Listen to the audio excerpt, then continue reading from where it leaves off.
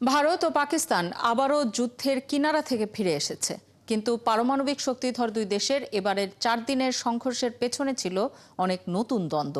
অভ্যন্তরীণ উত্তেজনার নানা বিষয় এখনও অস্থিতিশীল রয়ে গেছে। এসব কারণে যুদ্ধবিরতির পরও দুই দেশের মধ্যে পাওয়া যাচ্ছে না আত্মসংযমের ইঙ্গিত। আরও জানাচ্ছেন মাহফুজুর রহমান।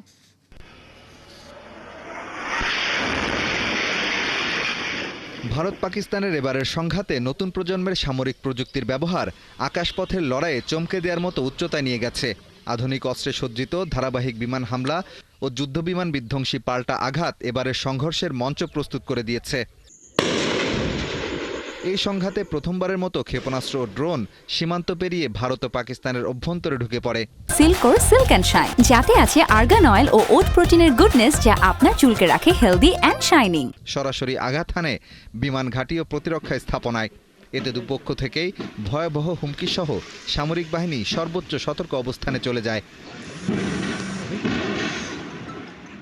বিপর্যয়ের চূড়ান্ত মুহূর্ত আসলে আন্তর্জাতিক কূটনীতির চাকা ঘুরতে শুরু করে। অতীতেও যা ভারত পাকিস্তান উত্তেজনা প্রশমনে গুরুত্বপূর্ণ ভূমিকা রেখেছে, তবে এবারের বৈশ্বিক প্রেক্ষাপট ছিল ভিন্ন।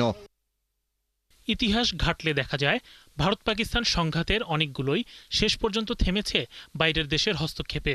কারণ ভারত বা পাকিস্তান কোনো দেশেই উল্লেখযোগ্য সামরিক শিল্প কাঠামো নেই। ফলে বিদেশি অস্ত্র সরবরাহের ওপর দুই দেশের নির্ভরশীলতা থাকে, যাতে অনেক সময় আন্তর্জাতিক চাপ কার্যকর হয়। এবার দুপক্ষের অবস্থান আগের চেয়ে অনেক বেশি কঠোর ছিল।